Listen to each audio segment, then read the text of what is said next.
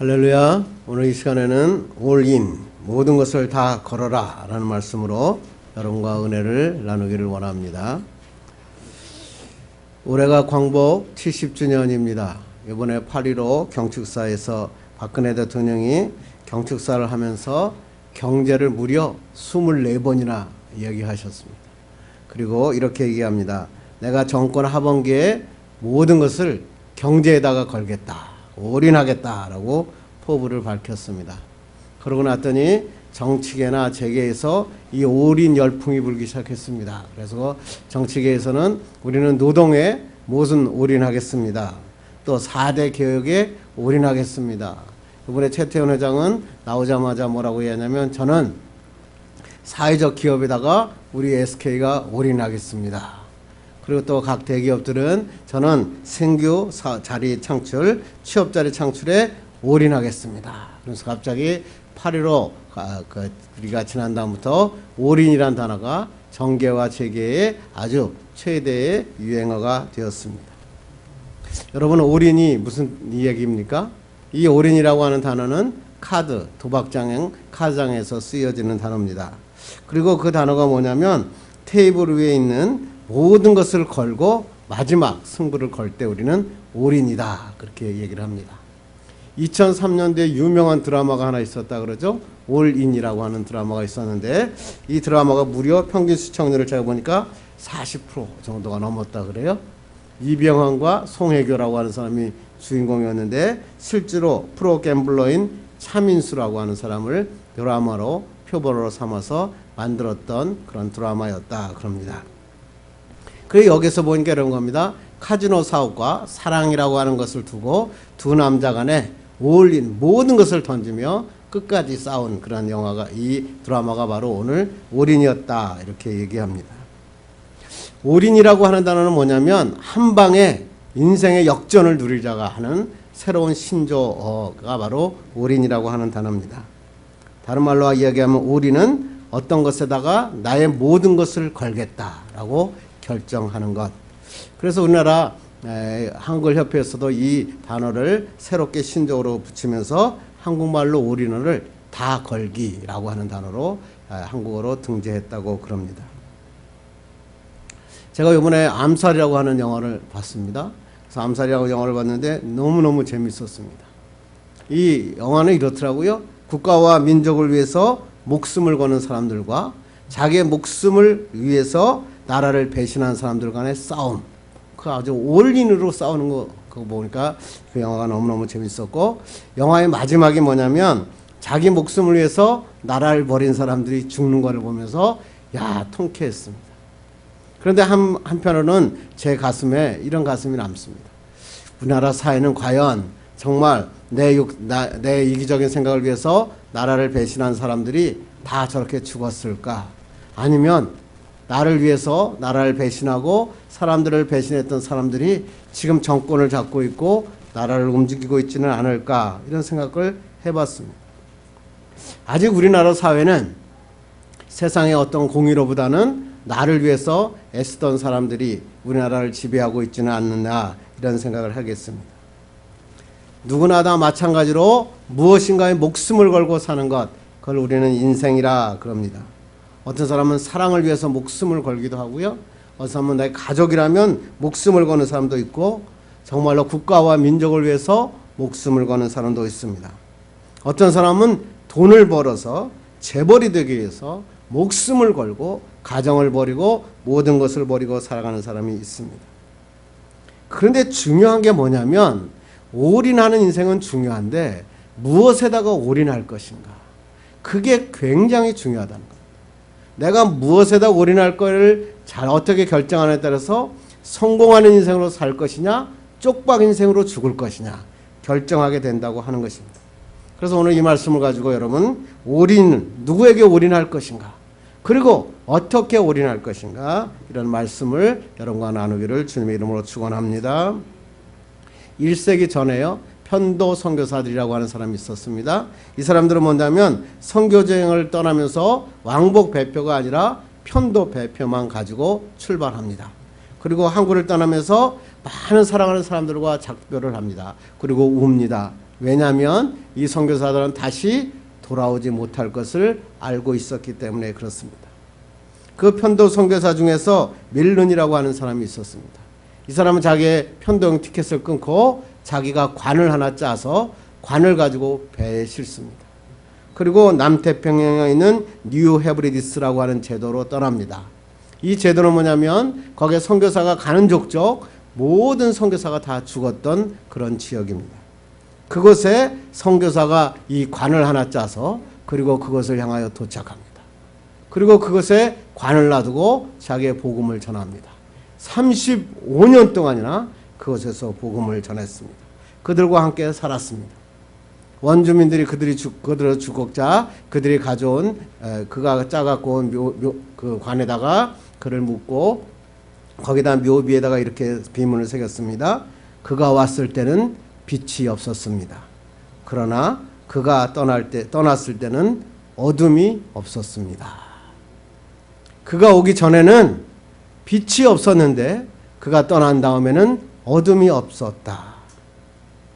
돌아올 배표를 사지하는 선교사, 그리고 자기가 관을 짜고 배를 탄 그 편도 선교사, 이 사람에 의해서 그 아프리카가 하나님의 나라로 바꾸어지고 복음의 도시가 되었다.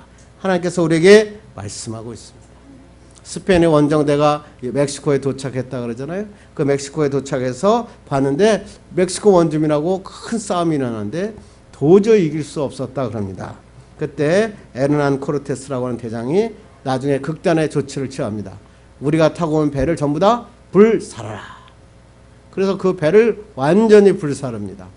그때 장병들이 보고 자기의 배가 돌아갈 배가 없음을 보고 자기의 최전선을 힘을 다하여 싸웁니다. 결국에는 싸움에서 이겼습니다. 무엇일까요? 내가 돌아갈 곳이 없는 것, 불태워버린 배, 그리고 내가 모든 것을 올인할 때 하나님의 축복이 임하는 것입니다. 그리스도인이 된다는 게 뭘까요? 과거에 성공했던 것, 과거에 실패했던 것, 과거에 잘못된 습관, 과거의 모든 삶의 방식을 불태워버리고 주님의 방식으로 우뚝 설 때 우리는 이 신앙을 올인 신앙이라 이렇게 우리는 이야기하고 있다고 하는 것입니다. 그렇다면 하나님께서 우리에게 주시는 하나님의 올인, 성경에서는 올인이 무엇인가 보겠습니다. 성경에 보면 많은 올인에 대한 이야기가 나오는데 그중에 우리 첫 번째 올인이 마태복음 13장 44절입니다. 읽겠습니다. 천국은 마치 밭에 감춘 보화와 같으니 사람이 이를 발견한 후 숨겨두고 기뻐하며 돌아가서 자기의 소유를 다 팔아 그 밭을 샀느니라. 밭을 갈다가 보물이 바친 것을 발견합니다. 그리고 그게 기뻐하며 돌아가서 자기의 소유를 다 팔아서 그 밭을 삽니다. 무엇이죠? 올인한 것입니다. 자기에 있는 모든 것을 다 팔아 그 밭을 산 것, 그것을 갖다가 올인이라고 합니다. 그런데 그 앞에 주어가 뭐냐면 천국은 이렇게 얘기합니다. 다른 말로 얘기하면 천국은 하나님 앞에 천국은 여러분의 가진 것 모든 것을 올인해야 얻을 수 있는 것이다. 하나님께서 이렇게 말씀하고 있습니다. 또 한 번 성경을 찾아보면 누가복음 9장 61절 62절 읽겠습니다. 시작. 또 다른 사람이 말하되 주여 내가 주를 따르겠나이다마는 나로 먼저 내 가족을 작별하게 허락하소서. 예수께서 이르시되 손에 장기를 잡고 뒤를 돌아보는 자는 하나님의 나라에 합당하지 아니하니라 하시니라. 죄자는 뭐예요? 뒤돌아보지 않는 자다. 쟁기를 들고 뒤를 돌아보는 자는 하나님의 제자가 될 수 없다. 하나님께서 이렇게 말씀하고 있습니다. 또 열왕기상 19장 20절 21절 보겠습니다. 그가 소를 버리고 엘리야에게로 다녀가서 이르되 청하건대 나를 내 부모와 입맞추게 하소서. 그러한 후에 내가 당신을 따르리이다. 엘리야가 그에게 이르되 돌아가라. 내가 내게 어떻게 행하였느니라 하니라. 엘리사가 그를 떠나 돌아가서 한 교리소를 가져다가 잡고 소의 기구를 불살라 그 고기를 삶아 백성에게 주어 먹게 하고 일어나 엘리야를 따르며 수정 들었더라. 엘리사가 뭐예요? 쟁기를 불살라 버렸습니다. 다시는 돌아갈 그러한 자기의 삶의 터전을 완전히 불살라 버리고 누굴 쫓았다고요? 엘리야를 쫓았다. 믿음의 신앙, 올인 신앙이라고 하는 것은 뭐냐면 내가 가진 것을 다 불살라 버리는 겁니다. 내가 가진 것을 모두 다 팔아 주님을 섬기는 것입니다. 천국도 제자도 선지자도 내 모든 것을 다 올인해야 하나님의 약속의 기적의 축복의 역사가 일어난다. 하나님께서 우리에게 말씀하고 있습니다. 모든 것을 버리고 자기의 것을 포기하고 주님을 따른다. 이 말을 성경에서 뭐라고 그러냐면 믿음이다. 이렇게 이야기하고 있다고 하는 것입니다. 그 말씀이 오늘 우리가 읽은 본문입니다. 한번 읽겠습니다. 시작. 믿음은 바라는 것들의 실상이요 보이지 않는 것들의 증거니 손에 잡히는 게 없고 보이는 것이 없어 눈에 귀에 들리는 것이 없어도 나는 하나님의 약속의 말씀만 붙잡고 따라가겠다. 그것을 우리 성경에서 뭐냐면 믿음이다.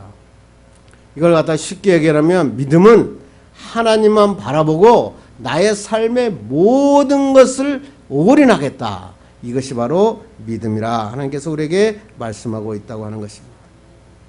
어떤 기자가 멕시코 대통령에게 이렇게 질문합니다. 왜 북아메리카하고 남아메리카는 이렇게 똑같은데 사는 삶의 질이 다릅니까? 그랬더니 멕시코 대통령이 이렇게 얘기했다고 그럽니다. 그것은 시작이 다르기 때문에 그렇습니다. 북아메리카는 청교도인들이 거기서 돌아와서 하나님을 찾으러 갓을 찾으러 이곳에 찾아왔지만 이 멕시코 이 남미에는 에스파냐 사람들이 골드 금을 찾기 위해서 왔기 때문에 다릅니다. 갓과 골드는 L자 하나가 더 있느냐 없느냐의 차이인데 그 있느냐 없느냐의 차이에 따라서 하나님을 섬기고 하나님을 찾은 청교도인들은 하나님도 찾고 돈도 찾고 금도 찾습니다. 그런데 금을 찾으러 왔던 이 에스파냐 사람들은 금도 잃고 하나님도 잃고 불행한 삶을 살게 되었다. 그래서 이 청교도들은 항상 이 달러 뒤에다가 뭐라고 쓰이냐면 In God we trust. 이게 무슨 말일까요? 나는 하나님께만 올인하겠습니다. 자기의 신앙의 고백을 달러에 적어놨다 하는 것입니다. 저는 여러분에게 이렇게 묻고 싶습니다. 신앙의 두 가지 본질이 뭘까요? 첫째는 뭐냐면 어떻게 구원받느냐 하는 것입니다. 두 번째는 뭐냐면 어떻게 그리스도인으로 살아가느냐 하는 것입니다. 여러분 어떻게 구원을 받습니까? 예수 그리스도를 믿음으로 구원을 받습니다. 예수 그리스도 외에는 구원을 받을 수 있는 어떠한 일도 없습니다. 모든 사람들이 여기에 대해서 다 믿고 확실합니다. 두 번째 뭐냐면 그렇다면 어떻게 그리스도인으로 살아갈 것인가 질문합니다. 여러분에게 여러분 어떻게 하면 그리스도인으로 살아가시는 겁니까? 예, 착하게 살면 됩니다. 예, 정직하게 살면 됩니다. 예, 선하게 살면 됩니다. 여러분 그렇게 살면 됩니까? 도덕적이고 윤리적인 삶을 사는 게 바로 그리스도인의 삶이라고 생각하십니까? 그리스도인으로 사는 것은 도덕적인 이야기 그걸 얘기하자는 것이 아닙니다. 이 하나님께서 이 주신 질문 너 어떻게 그리스도인으로 사느냐 그 말은 뭐냐면 나에게 있어서 하나님은 어떤 분인가 확실히 알고 살아라. 하나님은 나에게 어떤 분인가 너는 삶에서 그걸 확실하게 살아라. 그것을 성경에서는 믿음이다. 이렇게 성경에서 말씀하고 있다고 하는 것입니다. 세상의 모든 사람들은 이런 질문에 너무나 쉽게 대답합니다. 예, 하나님은 세상을 만드신 분입니다. 하나님은 인간의 생사화복을 주관하시는 분입니다. 하나님은 바로 나를 주관하신 분이고 나를 만드시는 분입니다. 그렇게 고백합니다. 정말 그렇게 믿으십니까? 정말로 여러분의 삶에서 예수 그리스도가 세상을 만드시고 인간의 생사화복을 주관하시고 나를 만드신 분이라고 진짜 믿습니까? 사업하는 사람이 이랬다 그러죠. 하나님 앞에 사업 때문에 새벽마다 하나님 앞에 기도합니다. 1년 동안 하나님 앞에 죽으라고 기도했습니다. 그런데 사업이 더 나아질 기미가 없는 겁니다. 그러니까 열심히 다니던 새벽 기도를 끊습니다. 그랬더니 사업이 여전히 안 됩니다. 그랬더니 뭐라고 얘기했는지 아세요? 기도 안 하나 똑같더라 그럽니다. 그런데 새벽 기도를 끊었더니 사업이 잘 됩니다. 그러니까 뭐라고 얘기할까요? 야, 사람들이 와서 기도한다 그러면 이렇게 합니다. 기도해도 헛일이야. 기도 안 하니까 더 잘 돼. 가정을 위해서 기도하는 사람이 있었다 그럽니다. 가정을 위해서 새벽마다 하나님 앞에 기도했습니다. 안 되겠다 그래가지고 온 식구가 다 다 모여서 하나님 앞에 새벽에 나와서 하나님 앞에 기도했다고 그럽니다. 그런데 여전히 자기의 기도의 제목이 이루어지지 않는 것입니다. 그랬더니 새벽 기도를 끊었습니다. 여전히 문제가 해결이 안 되면 이렇게 얘기합니다. 기도 안 하나 똑같습니다. 그런데 기도를 안 했더니 갑자기 문제가 해결됐습니다. 그랬더니 뭐라고 합니까? 기도해도 헛일입니다. 기도 안 하니까 더 잘 됩디다. 그걸 신앙의 고백이라고 얘기합니다. 여기서 뭐가 문제일까요? 기도가 문제일까요? 아닙니다.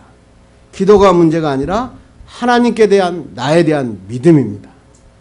내가 하나님을 어떻게 믿고 있느냐에 따라서 나의 기도에 대한 응답이 다른다고 하나님께서 말씀하고 있는 것입니다.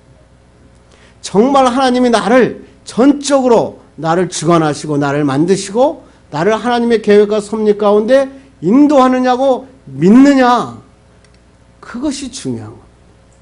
기도를 내가 얼만큼 했느냐가 중요한 게 아니라 정말 내가 하나님을 어떻게 섬기고 있느냐에 따라 다르다고 하는 것입니다. 성경에는 많은 기적들이 있습니다. 나병 환자도 고치시고 안전병이도 일으키시고 눈먼 자도 귀 뜨게 하시고 그러나 맹인도 귀머거리도 고침받습니다.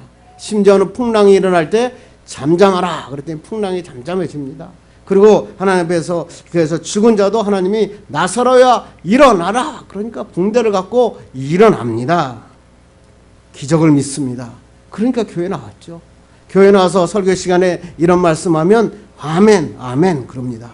그런데 그 문제는 뭐냐면 그 기적이 나와 상관이 없는 겁니다. 어떤 사람이 암에 걸렸습니다. 그런데 하나님 앞에 기도해야 되는데 이렇게 얘기합니다. 성경에 보니까요, 암 걸린 분을 낫다고 하는 게 없잖아요. 그러니까 하나님이 나를 낫게 하실지 안 하실지 자신이 없습니다. 예수님이 내 병을 고치실지 안 고치실지 아직 확신이 없다고 하는 겁니다. 그런데 왜 기도하십니까? 그런데 고쳐주시면 좋겠다 생각합니다. 그걸 그 사람은 믿음이라 이렇게 얘기합니다. 사업도 마찬가지고 운전도 마찬가지입니다. 사업을 하면서 하나님이 내가 기도하면 하나님이 내 사업을 도와주실 수도 있다고 생각합니다. 운전도 하나님이 내 운전대를 붙들고 운전한다고 생각하지 않습니다. 어떻게 하다가 운전하다가 갑자기 사고가 났는데 사고에서 자기는 별로 경미한 사고를 끝났습니다. 그러니까 이렇게 얘기합니다. 하나님이 나를 도와주셨다고. 하나님이 그 사고의 현장에서 고쳐주신 분이 하나님이 아닙니다. 하나님은 여러분이 운전대를 붙들고 운전할 때 하나님은 같이 운전하신 분이 바로 하나님이시라고 하는 것입니다. 하나님이 도와주시는 분이 아닙니다.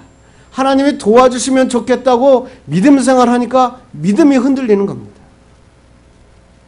그렇기 때문에 어떤 사람이 돈을 준다 그러면 예배를 멈춥니다. 주일 성수를 멈춥니다. 돈 1,000만 원 주는 사람과 기도해 주는 사람을 만나면 돈 1,000만 원 사람 주는 사람은 머리를 굽신거리면서 고맙습니다. 감사합니다. 나에게 1,000만 원이나 주시니 얼마나 감사합니다. 이렇게 합니다. 그런데 나를 위해서 기도하는 사람에겐 감사하지 않습니다. 왜? 그 기도는 이루어질지 안 이루어질지 잘 모르기 때문에 그렇습니다. 성적응만 올릴 수 있다면 예배 안 드리는 게 좋습니다. 왜? 쪽집게 과외 가서 성적 올리는 과외를 받는 것이 더 좋다고 생각하기 때문에 그렇습니다. 하나님 앞에 기도하는 것보다 쪽집게 과외 선생이 과외를 찍어주는 게 내 생애에 더 도움이 된다고 생각하기 때문에 그렇습니다. 기도하면서 이렇게 합니다. 하나님은 나를 도와주실 수도 있고 도와주시지 않을 수도 있다. 그래서 그것을 확신합니다. 하나님은 내가 기도할 때 하나님은 도와주실 수도 있고 안 도와줄 수 있음을 확신하고 기도하니까 기도가 안 되는 겁니다. 하나님은 어떤 분이시냐면 여러분이 운전할 때 여러분의 운전대를 붙잡고 지금 이 시간에도 여러분과 동행하시는 분이 바로 하나님이십니다. 하나님은 도와주시는 분이 아니고 여러분의 삶의 모든 것입니다. 그래서 성경은 하나님께서 우리에게 그렇게 말씀하고 있다고 하는 것입니다. 그래서 주님은 나의 모든 것이 all in all이다. 하나님은 나의 모든 것입니다. 나를 도와주시는 분이 아니고 하나님의 내 아들과 내 자녀들의 도움을 주시는 분이 하나님이 아니고 나의 자녀들의 삶을 지금 붙잡고 계시고 주관하시고 함께 가시는 분이다. 그것을 믿는 것을 우리는 믿음이라 그럽니다. 조엘 오스틴 목사님의 긍정의 힘이라는 책에 이런 책이 나오죠. 어떤 프로골퍼를 사우디의 왕이 질주로 초청을 합니다. 그리고 초청을 해서 가서 라운딩을 하고 났는데 너무 행복하게 며칠을 보냈다 그럽니다. 그리고 돌아가는 길에 사우디 아라비아 왕이 이 골퍼에게 이렇게 합니다. 너무너무 즐거운 시간이었으니 나는 당신에게 선물을 주겠습니다. 그랬더니 이 골퍼가 얘기합니다. 아닙니다. 저도 너무나 행복한 시간을 보냈습니다. 너무나 대접받고 갑니다. 그냥 가겠습니다. 그래도 내 호의니까 좀 받아주십시오. 그랬더니 그래요. 정 그렇다면 저에게 좋은 골프채 하나만 선물해 주십시오. 그리고 이 프로골퍼가 미국으로 돌아갔습니다. 그리고 미국으로 돌아간 비행기 안에서 고민합니다. 야, 사우디아라비아 왕이 나에게 어떤 골프채를 선물해 줄까? 순금으로 만든 골프채를 하나 줄 것인가? 아니면은 거기서 다이아몬드가 하나 박힌 골프채를 줄 것인가? 그래가지고 가서 집에 갔는데 잠을 못 잤습니다. 며칠이 지났는데 그 사람에게 뭐예요? 편지 한 통이 딱 도착합니다. 그걸 보고 딱 얘기합니다. 아니 골프채를 줄 줄 알았는데 왜 편지밖에 없느냐? 그래서 자기가 후회하면서 그래서 실망하면서 봉투를 딱 엽니다. 그때 그 봉투에 뭐가 있었지요? 거기에 미국에 있는 가장 커다란 골프장을 그 프로골퍼에게 선물한 것입니다. 조엘 오스틴 목사님은 이런 얘기를 합니다. 왕의 생각과 우리의 생각은 달랐다는 겁니다. 사우디아라비아 왕의 생각과 프로골퍼의 생각은 달랐습니다. 프로골퍼는 골프채 좋은 거 하나 얻으려고 그랬는데 사우디아라비아 왕은 그 미국에서 가장 큰 골프장을 선물로 줬습니다. 바로 이것을 갖다 우리는 믿음입니다. 하나님은 왕 중의 왕이십니다. 내가 생각하는 믿음과 하나님이 생각하는 것이 다릅니다. 내 눈으로 보는 미래와 하나님이 보는 미래가 다릅니다. 그런데 왜 우리가 그 길을 못 걸어갑니까? 내 신앙의 믿음이 잘못됐기 때문에 그렇습니다. 하나님이 나의 전부가 아닙니다. 아들, 딸을 키우면서 내 아들, 딸을 하나님이 네 아들, 딸을 인도하시는 전체이신 분이 하나님이라고 믿지 않습니다.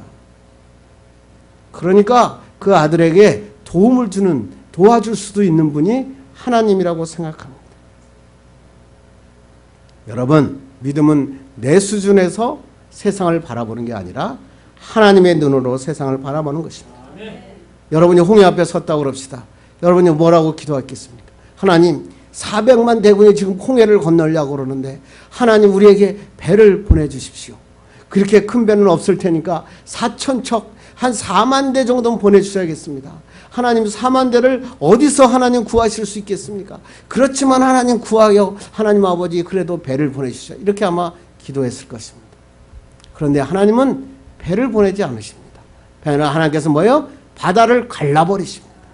생각하지도 못했던 방법으로 배를 가르시고 하나님의 바다를 가르시고 건너게 하시는 분이 누구냐면 하나님이시다. 하나님께서 말씀하는 것입니다. 여러분, 진짜 하나님을 믿더라도 하나님 앞에 기도하더라도 나를 도와주시는 하나님으로 기도하지 마시고 주 나의 모든 것입니다. 이렇게 기도하는 여러분 되기를 간절히 바랍니다. 말씀 중에서 우리 CCM 중에서 제가 좋아하는 찬양이 하나 있죠. 약할 때 강함 대신에 나의 보배가 되신 주 나의 모든 것. 거기서 뭐예요? You are my all in all. You are, 하나님은 is my, 나의 all in all입니다. 나의 전부입니다. 이렇게 고백하잖아요. 이 사람이 데니스 저니건이라고 하는 사람이에요. 이 데니건 저니건은 성정체성, 그러니까 동성연애자 때문에 고민합니다. 하나님 앞에 찬양하고 기도했는데 하나님의 이 자기의 성정체성 때문에 교회를 떠나야 된다고 생각했습니다. 그리고 하나님 앞에 내가 교회를 떠나야겠습니다. 다른 사람들은 왜 인정하는데 왜 교회에서 나를 인정하지 않습니까? 그리고 하나님의 피아노 위에 올려놓고 피아노에다가 기도 노트를 놓고 기도하기 시작했습니다. 일기를 적던 그 일기장에 하나님이 기도 노트를 적으라 그럽니다. 그리고 이 데니스라고 하는 사람이 피아노 위에서 앉아서 그 위에다가 하나님의 기도 노트를 적습니다. 그 기도를 노트를 적다가 하나님이 찾아오셨습니다. 그리고 하나님이 데니스에게 이렇게 얘기합니다. 데니스야, 나는 너의 모두이니라. 나는 너의 전부이니라. 이 데니스는 변화됩니다. 그리고 그때 거기에서 찬양을 만듭니다. 그때 만든 찬양이 약할 때 강함 대신에 나의 보배가 되신 주 나의 모든 것, 주 나의 모든 것이라고 이 데니스는 알게 됩니다. 그리고 그는 하나님의 무릎 꿇어 기도합니다. 그리고 지금은 그 결혼해서 9명의 자녀를 둔 아버지가 되었습니다. 나를 도와주시는 분에서 나의 전부이신 하나님으로 바꿀 때 기적이 일어납니다. 왜 사업이 안 됩니까?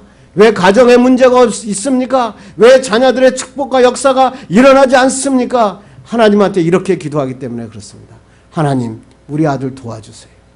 우리 아들 잘 되게 해주세요. 우리 아들 축복해 주세요. 그렇지만 그들의 기도에는 진짜 하나님을 믿지 않습니다.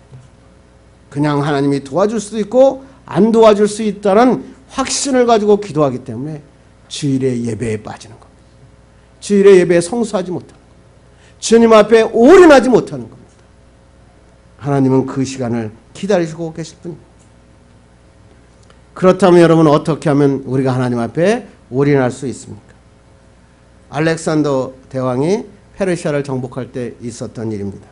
성 정문 앞에 커다란 실타래가 있었다 그럽니다. 그리고 그 실타래 앞에는 글이 써져 있는데 뭐라고 써있냐면 누구든지 이 실타래를 푸는 자에게는 세계의 지배자가 된다. 그래서 많은 영웅들이 그 자리에 와서 그 실타래를 풀었는데 아무도 그 실타래를 풀지 못했다고 합니다. 그때 알렉산더 대왕이 그 페르시아 정문에 도착합니다. 그리고 그 옆에 써있는 글을 딱 보면서 이 알렉산더가 한번 쫙 웃습니다. 그리고 칼을 쫙 꺼내더니 실타래를 칼로 잘라버린 것입니다. 단순했습니다. 실타래를 푸는 방법은 실타래를 자르는 것이었습니다. 우리의 믿음의 신앙생활도 단순합니다. 누구에게 올인할 것인가 결정했으면 좌우 분별하지 마시고 주님 앞에 올인하면 됩니다. 전심전력해야 됩니다. 그래서 우리는 올 아웃이라 그럽니다. 주님을 나의 구주로, 정말로 나의 구주로, 주님은 나의 전부입니다라고 믿었다면 그러면 이젠 주님 앞에 모든 것을 쏟아 붓는 것입니다. 홍해를 만났으면 지팡이를 들고 홍해를 쳐야 됩니다. 요단강에 섰으면 요단강에 발을 들여놔야 됩니다. 왜? 예수님이 나의 전부이기 때문에 그렇습니다. 하나님은 축복하시고 역사가 일어나는 분입니다. 어떤 목사님이 설교하면서 그런 얘기 하시더라고요. 저는 이 얘기가 굉장히 마음에 닿습니다. 어떤 기도하는 한 사람이 있었다 그럽니다. 이 사람이 고등학교 때 대학교 입시를 위해서 하나님 앞에 열심히 기도했습니다. 그래서 좋은 대학에 갔습니다. 이제 졸업할 때가 되니까 취직이 걱정됐습니다.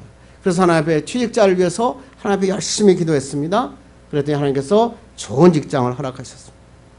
좋은 직장을 얻고 나니까 결혼할 때가 됐습니다. 하나님 아버지, 좋은 배필자를 만나게 해주옵소서 열심히 기도했더니 하나님께서 배필자를 만나서 축복의 만남을 허락하셨습니다.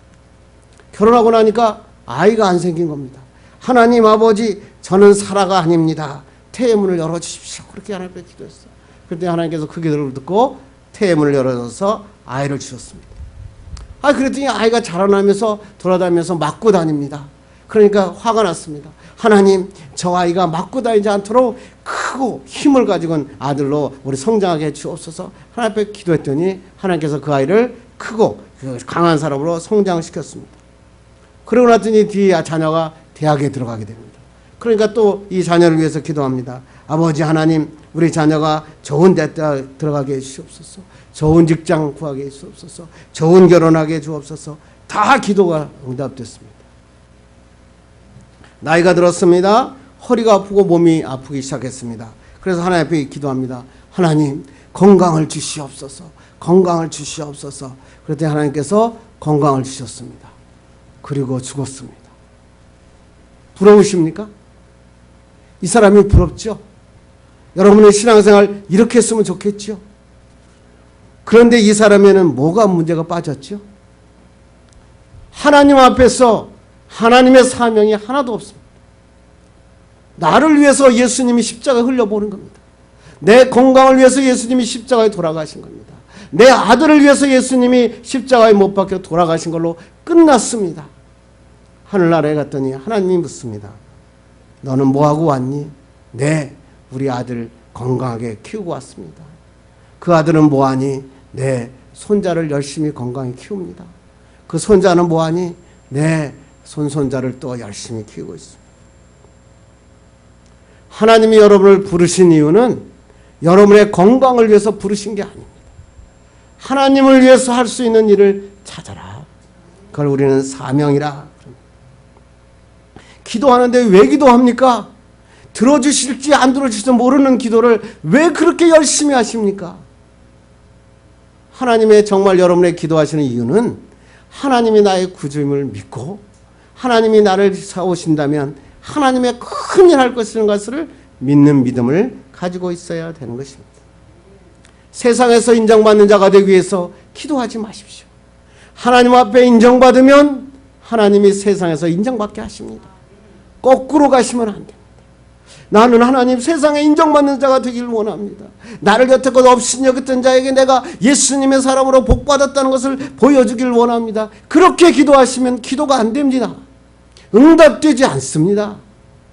하나님, 내가 하나님 앞에 인정받는 사람이 되기를 원합니다. 그렇게 기도하셔야 됩니다. 그러면 여러분을 하나님께서 세상에서 인정받는 자로 만드십니다. 그건 일도 아닙니다. 여러분, 이 하나님의 축복의 역사가 일어나기를 간절히 바랍니다. 정말로 주님, 올인이라고 하는 것은 뭐예요? 나의 모든 것을 거는 것입니다. 나의 가장 귀한 것을 완전히 주님 앞에 드리는 것을 올인입니다. 그 올인을 누구한테 드려야 된다고요?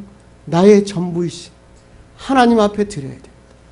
All in all. 나의 전부이신 하나님이라고 진짜 믿어야 믿음을 가지셔야 됩니다.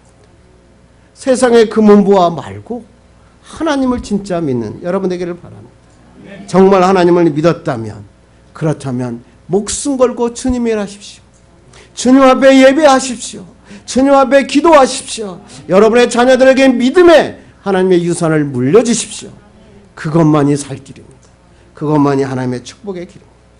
하나님이 주신 사명을 붙잡으면 하나님께서 인정하시고, 하나님이 인정하시면 세상에서 인정받는 자로 하나님이 만들어 주십니다. 여러분이 하나님 앞에 이런 인정받는 귀한 우리 꿈의 교회 하나님의 사람들 되기를 주님의 이름으로 축원합니다. 기도하겠습니다.